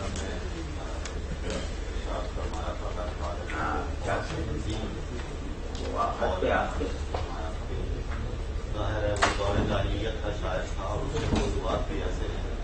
आपने उसके फानी को खिराज तहसीन पेश किया, इससे बड़ा कोई शायर नहीं। अशअर शुअरा ये मामला है उसके शायरी के हवाले से जो ऐसा पोएट वो मौज़ूआत थे उसके बारे में फरमाया कि और यही लीड करेगा गुमराह शायरों के काफिले को जहन्नम की तरफ भी। फिक्र एक अलग चीज है, वो मौज़ूआत एक अलग चीज है और जो फन शेर है वो अलग चीज है। देखिए रसूलुल्लाह सल्लल्लाहु अलैहि वसल्लम जो इस्लाम के अजीम तरीन इंसान है, इस कदर वजाहत से दोनों चीजों को अलग अलग आता है। ये बिल्कुल जावेद साहब की बात की मैं तारीफ कर रहा हूँ, बहुत दुरुस्त महसूस कर रहा हूँ। एक शायर को एक मुअल्लिम भी नहीं कहते हैं, उसको शायर जी देखें, उसके बाद फिर उसकी शायरी को बतौर बेहतरीन नमूने शेर के देखें और उससे लुत्फ और लज्जत हासिल करने की कोशिश करें। अगर अल्लाह ने हमें ज़ौक़ शेर अता कर रखा है तो हम किसी भी शायर को मिसाल के तौर पर मैं किसी भी शेर को कोट नहीं करूँगा किसी कानूनी दलील के तौर पर, किसी फिक्री दलील के तौर पर। उसके लिए जो अलग मखसूस किताबें हैं या बाकायदा फलसफी हैं, उलमा हैं, दानिश्वर हैं, वो होना चाहिए। अलबत्ता ये ठीक है कि बहुत मोहतात होना चाहिए कि आप के फन शेर से उन नाजुक आदमीनों को ठेस न लगे जो आपके माशरे में हैं, जिनमें मजहब है, जिनमें आपकी सकाफत है और दूसरे वगैरह वगैरह मामला। उमूमी रवैया ये होना चाहिए। शायद आपने नाम लीजिए, वही है जिन्होंने इना तैनल कॉलर के एंड पे कुछ भी लिखा था, वहाँ था कॉलर पर से नहीं, ये रसूलुल्लाह से पहले तो उनका कुछ सवाल किया पोएट्री जी मौजूद है। अच्छा बहुत ज्यादा कलाम उनका मौजूद है। अच्छा अरबी में, अंग्रेजी में, कराची में, उर्दू में भी कुछ तरह में। और मुसलमान इतने वाज़ेह थे इन तमाम मामलात में कि उस जाहिली शायर को जो दौर जाहिलियत का था और भी बहुत सारे आज तक आपके दीनी मदारिस में पढ़ाया जाता है, क्योंकि उन्होंने जुबान सीखी है और उस जुबान की बेहतरीन शायरी सीखी। कौन से दीनी मदारिस? सारे दीनी मदारिस बिला तफरीक मसलन। हज़रत मोहम्मद ने ये हिदायत की थी कि शायरी अरब जाहिली शायरी पढ़ो, उनके इस चीज की मदद से कुरान को समझा जा सकता है। जाहिर है वो तो उस दौर से थे। हाँ, कुछ हमारे यहाँ पेचीदगी भी पैदा हो गई, रोज बरोज नए मसाइल जन्म लेते हैं। ये वजाहतें कुछ अर्सा पहले तक थी। मिसाल के तौर पर औरंगजेब आलमगीर हमारे सब कॉन्टिनेंट का एक बहुत ही मुतनाज़ किरदार है। कुछ लोगों की नज़र में वो बहुत ही फरिश्ता सिफत है और ज़ाहिर उसकी अपनी इज्जत और अज़मत है, और कुछ लोग उसकी कुछ वजूहात से उसको नापसंद करते हैं, इख्तिलाफ करते हैं। औरंगजेब आलमगीर शदीद नापसंद करता था अबुल फजल। अबुल फजल जो अकबर आजम का वजीर था और अपने अहद का सबसे बड़ा साहिब उसलूब मुसन्निफ था, वो औरंगजेब अपने उस मुखालिफ को आइडियलाइज करता था प्रोज राइटिंग, और उसने अपने बच्चों को कह रखा था कि आप अबुल फजल की किताबें पढ़ा करें, वो उसलूब सीखने के लिए, वो स्टाइल सीखने के लिए। پھر اس نے دیکھا کہ بعض اس کے بچوں میں کچھ وہ اثرات آ رہے ہیں جو ابوالفضل کی فکر کے تھے. تو اس نے اپنے بیٹے کو خط لکھا کہ بھائی یہ آپ کے تو حالات مجھے ٹھیک نہیں لگ رہے. بیٹے نے لکھا کہ جناب آپ نے فرمایا تھا ابوالفضل کی چیزیں پڑھا کریں. تو اس نے لکھا کہ کم وقت تجھے کہا تھا کہ اس کو پڑھو اس کا اسلوب سیکھنے کے لیے, یہ تو نہیں کہا تھا کہ اس کے افکار سیکھو. تو یہ مختلف چیزیں ہیں اور ہمیشہ سے مختلف کوئی آ رہے ہیں.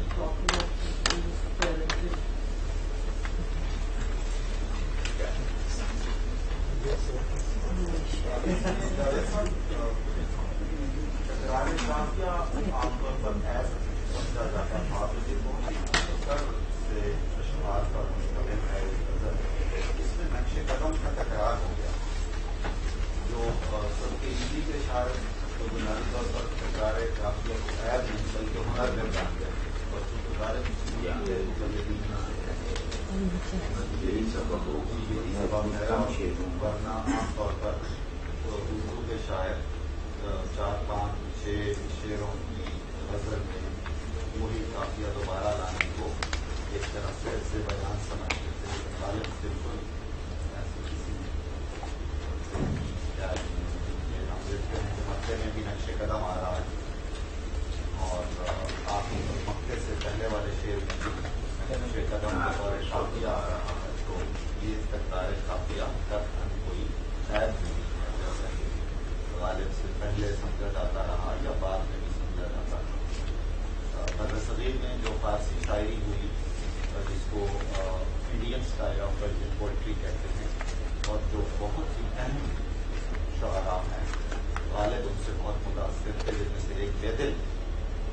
انہوں نے یہ خاص طور پر کوشش کی کہ وہ چیز جو عیب سمجھی جاتی تھی پہلے اسے ہنر بنا کر وہ نیا خیال لے آتے تھے, نیا مضمون لے آتے تھے اور وہی قافیہ استعمال کرتے تھے اور اس میں وہی حسن ہوتا تھا اور بالکل ایک نئی بات, جبکہ اس سے پہلے اس کو عیب سمجھا. ہمارے یہاں ایک محاورہ بن گیا قافیہ تنگ ہو گیا, یعنی اس وزن کا اور اس کوئی اور لفظ نہیں ملا تو پھر وہی لفظ دوہرا رہے ہیں. تو کے پورے دیوان میں اس کی کئی مثالیں ہیں اور وہی اثر ہے ان فارسی شعراء. تو اب جناب ہمارا شکریہ ادا کر دیجیے. سر ایک سوال پوچھنا چاہتا ہوں میں. آپ نے بہت ہی اچھا آج ایک نقطہ مجھے کلیئر کر دیا کہ امیجنیشن جو ہے یہ جنرل کینوس سے ایک فارم کی طرف آتا ہے اور جبکہ ہم دیکھتے ہیں کہ جو امپیریکل موومنٹ آئی تھی اس میں ایک فارمز کو بڑھاتے ہوئے پھر تھیورائز کر دیا جاتا ہے کہ یہ چیزیں سب سارے معاشرے پہ لاگو ہو سکتی. تو یہ ایک پیرلل ہو گئی چیزیں. تو آج کل کے دور میں جبکہ امپیریسزم کی اور کانٹینین فلاسفی آ گئی, پھر امپیریسزم کی موومنٹ آ گئی, تو امیجنیشن کے لیے اس صدی میں بہت تھوڑی جگہ بچی. آج کل ہم دیکھتے ہیں کہ وہ جو آپ ذکر کر رہے تھے کہ غالب کا وہ جو کینوس سمجھنے کے لیے جو لیول چاہیے وہی مفقود ہو گیا. غالب تو ہیں, لوگ یہ بھی شکایت کرتے ہیں کہ اقبال بھی سمجھ نہیں آتا. تو آپ اس امیجنیشن کا اس صدی میں یا موجودہ دور میں کیا دیکھتے ہیں, اس کا مقام اور اس کی جو اہمیت اور آنے والے دنوں میں اس کا فردر جو فیوچر ہے؟ دیکھو کیونکہ امیجنیشن جو ہے نا وہ انسانی پرسپشن کی لازمی ضرورت ہے. تو امپیریسزم وغیرہ جو ہے نا وہ امیجنیشن کو معطل تو کر سکتے ہیں, ان کی سطح گرا بھی چکے ہیں, لیکن یہ اسے ختم نہیں کر سکتے. جیسے امپیریسزم اور کیپٹلزم کے ہم وقت غلبے کے ساتھ یہ جو پینٹنگ نے زیادہ مزاحمت کی, شاعری نے مزاحمت کی, سینما نے مزاحمت کی اور نئی فارمز آف امیجنیشن لے آئے. जो एम्पिरिकल अक़दार को बिल्कुल लाताल्लुक़ कर देते हैं। जैसे वो जो क्या नाम है, पेंटिंग में क्यूबिज्म आया, इम्प्रेशनिज्म आया, एक्सप्रेशनिज्म आया, ये सारी तहरीकें असल में एम्पिरिकल पर्सपेक्टिव के गलबे को तोड़ने के लिए। तो इसी तरह फलसफे में एग्जिस्टेंशियलिज्म आया, वो एम्पिरिकल अप्रोचेस के गलबे को एक नए एंगल से तोड़ने की कोशिश की। इसी तरह लिटरेचर में थिएटर ऑफ द एब्सर्ड आया, जो दुनिया का सबसे बड़ा ड्रामा लिखा गया है उसमें, लाइनेस्को, बैकेट। तो इन्होंने गोया इस गलबे को तोड़ा, या नई शायरी की नई हैरतें आई। वो भी सिर्फ इसलिए आई ना कि एम्पिरिसिज्म ने जो एक बेहोशी का टीका लगा दिया था जहन को, जहन की ऊपरी सतहों को, उससे इसको दोबारा जगाया जाए। तो जो जिन फॉर्म्स पर एम्पिरिसिज्म ने फतह पा ली थी, उन फॉर्म्स का रिवाइवल करने की भी कोशिश की गई, और बाज मौकों पे नई फॉर्म्स क्रिएट करने की भी कोशिश की गई। तो ये इन्हीं लोगों की काविशों का, इन्हीं आर्टिस्टों की मेहनत का असर है कि एम्पिरिसिज्म हमारे रवैयों पर तो हाकिम हो गया, लेकिन हम पर अपना पर्सपेक्टिव मुसल्लत नहीं कर पाए। यानी हम जिन चीजों को मानते हैं उस पर असरअंदाज नहीं होने पाए, हमें हमारे आइडियल से दूर नहीं कर पाए। ये मजहबी उलमा की काविशों से ज्यादा क्रिएटिव आर्टिस्ट की मूवमेंट का नतीजा है कि एम्पिरिकल पर्सपेक्टिव को उन्होंने जहन पर मुसल्लत नहीं होने। आगे चल कीजिए सर, आपके अपने कलाम भाई। मैं तो आप जानते हैं, मैं मुशायरे और में बुलाया ही नहीं जाता। चले आप ये सब मुशायरे ना पढ़ता हो ना, उसको शेर याद नहीं रहते। हाँ, आपको मैं वैसे कहता हूँ, ये जो गजल है ना, जहाँ उसका नक्शे, इस पे मीर ने, सौदा ने, सब ने कहा, ये जमीन गालिब की नहीं है। पहले शायद मीर का और सौदा का एक शेर जमीन में सुना देता हूँ। कहाँ तक भला रोगे मीर साहिब, अब आंखों के गिर्द एक वरम देखते हैं। अब आंखों के गिर्द एक वरम देखते हैं में जो लिसानी खूबियां हैं वो बहुत ज्यादा। सौदा गदा दस्ते अहले करम देखते हैं, हम अपना ही दम और कदम देखते हैं। जो बेइख्तियारी, ये मीर, जो बेइख्तियारी यही है तो कासिद, हम ही आके उसके कदम देखते हैं। बहुत बहुत शुक्रिया भाई, बहुत।